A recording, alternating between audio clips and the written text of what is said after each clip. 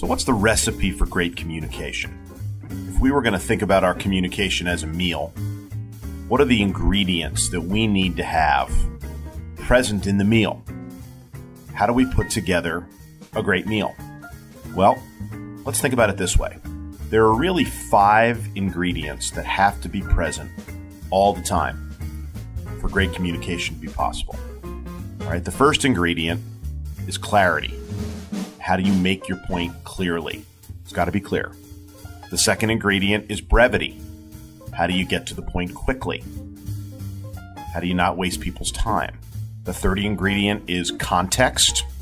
How do you help people see how your point or how your message fits in for them? How does it make sense for them?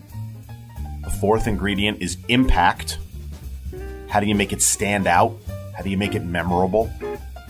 And the fifth ingredient is value, which is fairly self-explanatory. How do you make your message valuable for the people who are consuming it? 5 ingredients that will go into every communication meal: clarity, brevity, context, impact, and value. Okay, great. So we've got our ingredients. Now the next question is, how much of each ingredient do we need? And just like cooking a great meal, that's going to depend.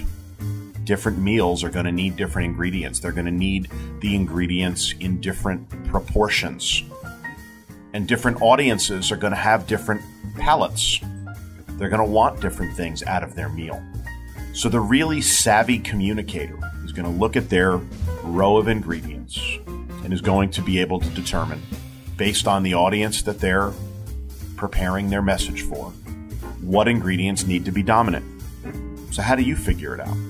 Well, when do we need clarity to be an important ingredient? Well, when there's a lot of complexity around the situation or around the issue, you need to make sure that your message includes plenty of clarity so people understand what this is really about. When do we need a bit of brevity? Well, when time is short, when we think attention spans are short, when your audience is going to be very, very senior, you want to make sure you have enough of the brevity ingredient. How about context? Well, maybe when there's unfamiliarity with the topic, or maybe when you're communicating with people that have a lot on their mind, or are walking in to listen to you having just come from something very, very confusing. You probably want to make sure you use plenty of the ingredient context. How about impact? When do we need to have a lot of impact in our messaging? Well, when there's a lot of noise, when we really need to work hard to make it memorable, right? When we really want it to stand out, and we think that's going to be hard to achieve. We got to make sure we add plenty of impact. And then the fifth and final is value. And I think when there's skepticism, when there's choice, when there's competition, when a decision has to be made, and there are other choices that could be made, we have to work hard to make sure that there's plenty of value in the meal that we're creating. All 5 of these ingredients are going to be present in every meal that you create, in every communication that you put together. You always want to make sure that you have some clarity and some brevity and some context and some impact and some value. But depending upon who you're cooking for, depending on who you're preparing for, you're going to make choices of which of those ingredients needs to be most dominant.